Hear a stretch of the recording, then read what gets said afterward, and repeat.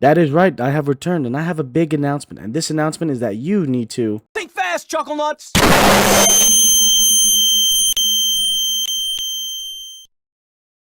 Sorry, I had to do something to catch your attention. Are you guys paying attention now? You are? Okay, good. Good. Now let's begin the video, shall we?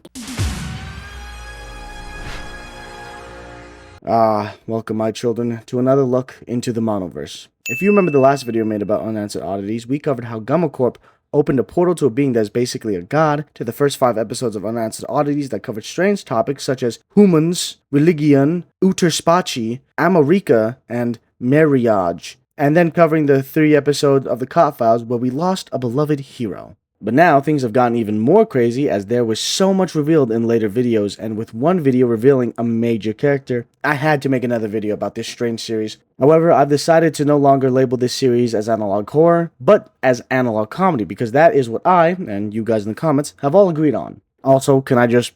Wow, you guys blew up my last video talking about this series, and I just want to thank you all for the comments and the likes you guys left, because it definitely gave me the strength to make this other video about it. Also, if you guys want me to cover any other web series like this or even actual analog horror, let me know. Though, I do plan on covering I Can't Sleep Again, but if you guys have a suggestion, I'd love to hear them. Anyway, enough of me yapping. Let's see what Neural Viz has revealed to us now.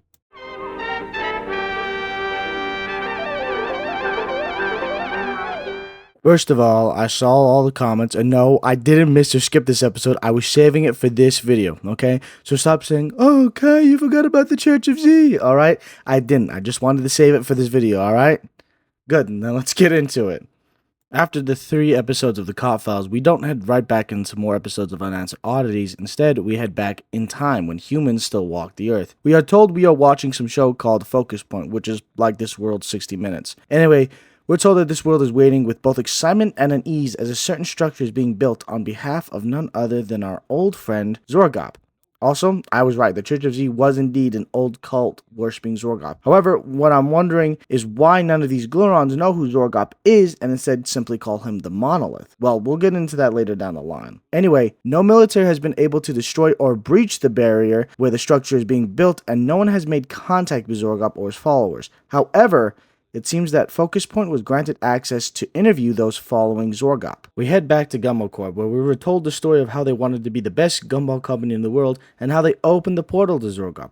We also learned that, of course, the US military wanted access to Zorgop and planned on shooting him in the face. No, I am not kidding. I think we should shoot it in the face, if it has a face. We find that when you shoot most things in the face, they stop being a problem. Which, I don't know if that would have worked. If anything, you might have ended up like my man Rorschach over here. After that, Zorgop pleaded the fifth and didn't talk to anyone. Even to the top brass of Gummo Corp couldn't get that man to talk. However, this guy is... Is that John Lennon?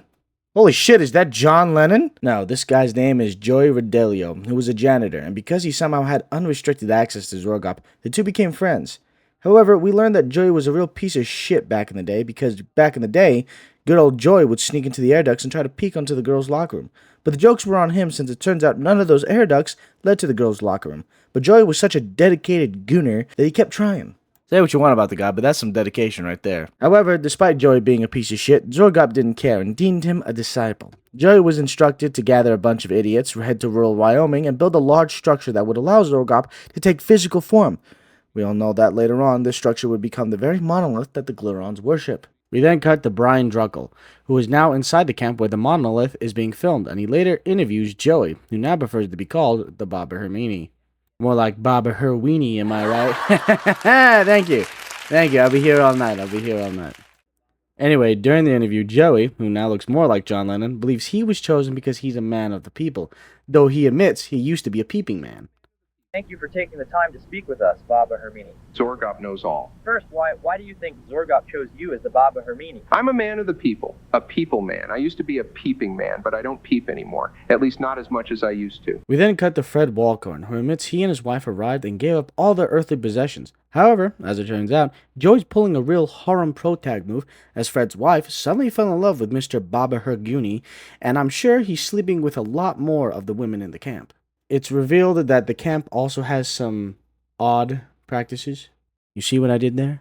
Zorgop simply wants them to build the monolith. However, Joey says that the data sex stuff is him. And I was right. Joey's been going around town, doing the hanky-panky, shaking the sheets. He's been knocking boots. Joey's been baking the potato, buttering the biscuit, putting the bread in the oven, planting the parsnip, doing the devil's dance, parallel parking, rolling in the hay, wetting the willy, dancing the goat's jig, putting the wand in the chamber of secrets, taking the old one-eye to the optometrist. Basically, he's having sex, okay? Joey is asked what Zorgop's plan is, and Joey reveals that Zorgop's plan is this. Zorgop not only wants to bless us with his physical form, but give us limitless power and energy via the monolith so that humans can become children of the stars. I just hope we don't run into the queue up there, so that we may meet other alien life and bang their wives. Now let me tell you, if any alien women look like this, trust me, I will be slapping and clapping alien chicks left and right, alright? However, while some are excited to go out to space and bang alien baddies, after all, who wouldn't be, others are worried that Zorgop might be lying. We then meet Professor Samuel Orson, who tells us this. We have no clue what kind of impact this energy source might have on our environment, let alone us. When this thing is turned on, the world might not look the same. Humanity might not look the same. Oh, Professor, you have no idea how right you were. However, it seems that despite all the worries, the followers believe that Zorgop is the way, and thus the world is in the hands of a complete pervert.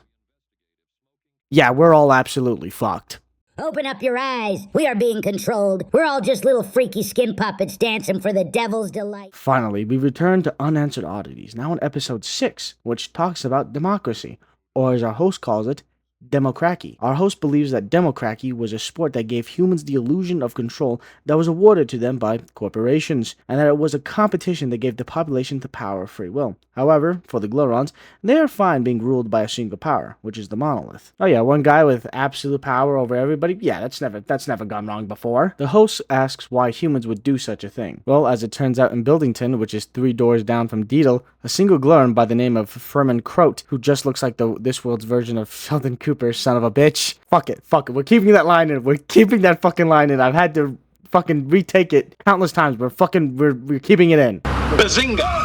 Anyway, Furman Croat wants to battle the monolith in a game of democracy.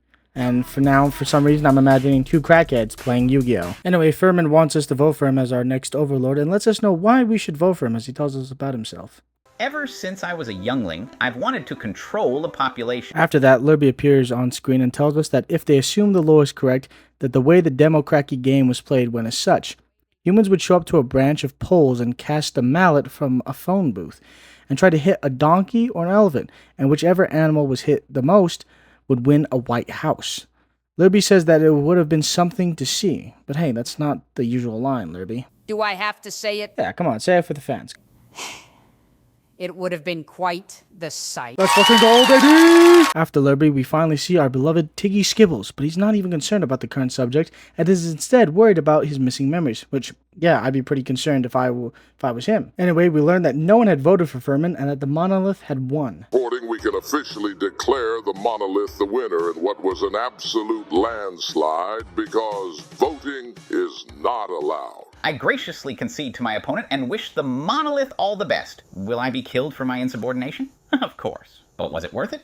No, it was not. After that, we see our host looking like he's straight out of Deepton, and he tells us that thankfully, democracy was a fable of the past, and he is happy to be under the rule of the monolith. Welcome back to the mayhem on Monovision's #1 show, bringing you the best in bug brute. Our next video is actually a look into the world of bug fighting. We meet our host of the show, Tornok Everrunk, and Dorgon Madmouth Waffo, and they say that this bug fight is going to be a fight for the ages.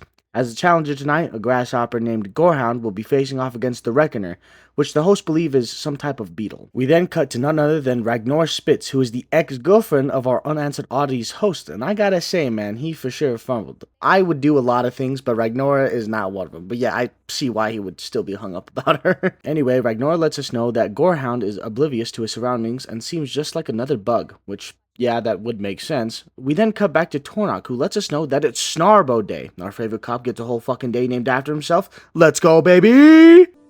I will remember you. As we wait for the main fight, we are then shown other highlights from other bug fights. Oh, my monolith! Did you see that? I didn't. Did you see that? I did not. Finally, the main event has arrived, but then something crazy happens as the show cuts out, and we see some hood Sith-looking motherfucker telling us that the monolith is a lie, and that there is a resistance, and we then return to the fight where the fight seems to have already ended, and so does the video. But there's a resistance, you say? Well then sign me up. Viva la revolution! Who means this? Who means that? Who cares? The moon is watching us, and nobody is talking about that. I feel like I'm... We are now in episode 7 of Unanswered Oddities, and this one is about the one thing I see in every woman's Tinder profile.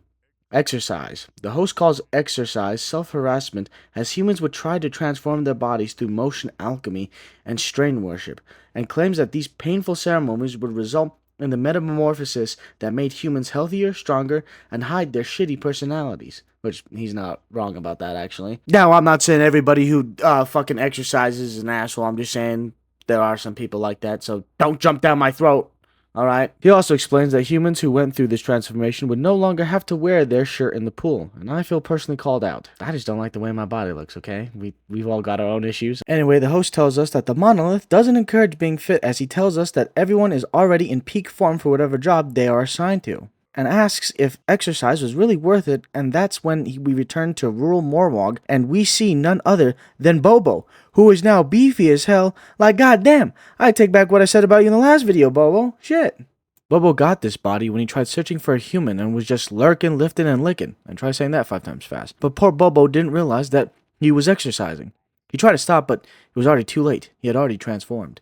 Yeah, I used to be desirable. Be strong, Bobo. Be strong. Emotionally, I mean. Physically, I am yacked. Lurby then tells us that the process of exercising went something like this. Humans would visit a man named Jim and pay to sit on his bench so they could lift some dumb-looking bells and watch a fox talk about the news. Lurby then refuses to say his classic line, and you just gotta watch, it's great. I'm not gonna say it. I am more than that line. I am complicated. I am complex. I am a sandstorm in a rose garden. And if I have to say that stupid line one more time, I will blow my brains out. And that would be quite the sight. The host tells us that exercising does seem like a silly process, but tells us that some Glarons object to the monolith's promises that they are already in peak form. Anyway, after that, the host admits that they can't pay their on-screen talent, so they send a film producer to go see how Bobo is doing now.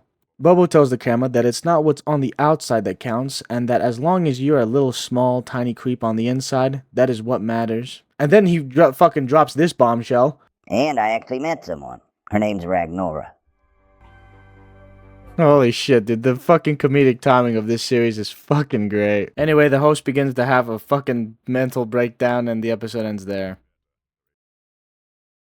Except that it doesn't! Gotcha, bitch! The broadcast is interrupted again as our mysterious Glaron appears on screen, letting us know that Prag Snarbo was betrayed and tells us to follow the cookie crumbs and that the resistance is with us and the monolith must fall. And that actually ends the episode there. Listen up, brother, because I'm about to open your third eye's fourth eye. Time is a construct made up by the big clock industry so they can keep us addicted. Don't you just love the Christmas season? Presents, milk, cookies, and little children being afraid because they're forced to sit on some stranger's lap who's dressed like Santa. Anyway, this episode of Unanswered Oddities is talking about none other than good old Saint Nick himself, or as they call him, Saint Nicholas. The host explains that Saint Nick would break into multiple homes and go around kissing mommies left and right.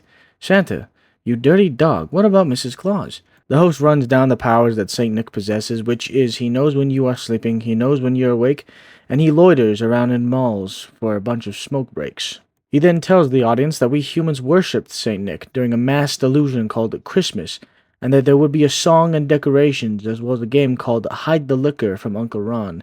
The host compares this to their own holiday called Mono Day and hate throwing, but wonders why we humans would celebrate such debauchery.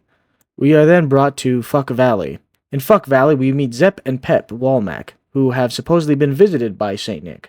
Pep says she saw the perv peeping through a window and says she must have scared him real good because he went up onto the roof, and then she decided to do something about it. But how about we play a little game, okay? If you saw a perv standing on your roof, what would you do? Do you A, call the police, B, uphold your Second Amendment and whip the boomstick out, or C, set your fucking house on fire? Congratulations, if you pick C, you were right, because that's exactly what Pep did. Good, I set fire to the house, smoke them off the roof. That's why when y'all came in, there wasn't a front door.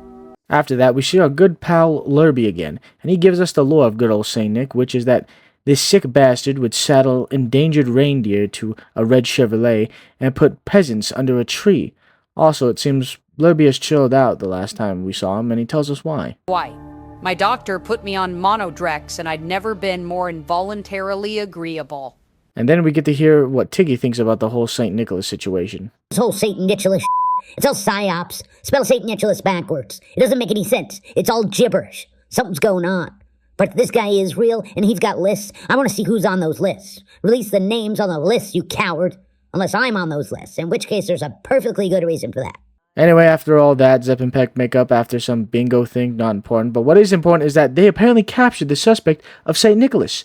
And I promise you that you'll never fucking guess who it is. I'm Chris Crinkle, Mary Chitlich. That's right, it's none other than Zerbal Washington himself, who now believes he's both Saint Nick and Jesus. That brain turtle must be really fucking with him. Before we can get more out of Zerbal's interview, we are interrupted by the Resistance again, who tells us that the monolith is lying, and that he cannot fight this alone, revealing that he's alone in fighting against the monolith, but tries to play it off. I cannot fight this alone.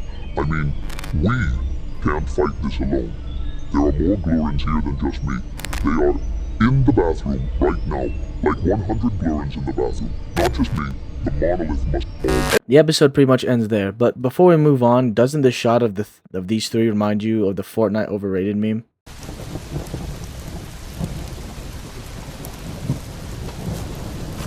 Now we get to the episode that I've been waiting for. We return to the past and to Wyoming, where we see one of the members of the Z cult enter the monolith, where we then are face to face with none other than Zorgop himself.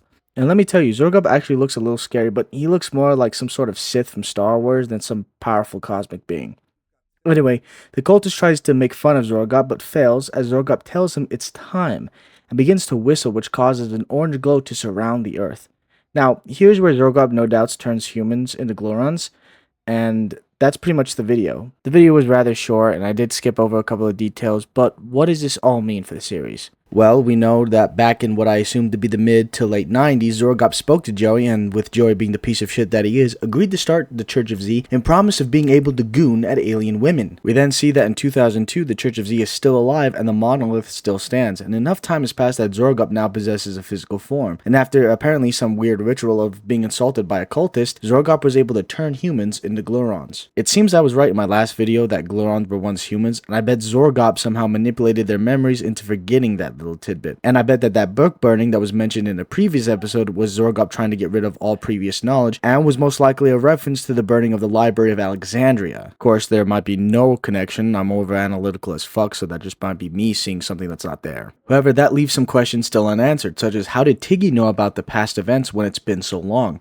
Well, a few people think that the cultist that was making fun of Zorgop was actually Tiggy, and it's later confirmed that there's something special about Tiggy that the monolith wants him for, but we'll have to wait for more episodes to come out about that. Also, finally, we now know that there's a resistance trying to fight against the monolith, but the question is who leads them and do they even stand the chance? Guess you're just gonna have to watch the series yourselves or wait until I start covering it again. Anyway, I want to thank you all for watching. I hope you have a good day or night, and make sure to hit that like button, leave a comment, and subscribe if you want to see more of my content.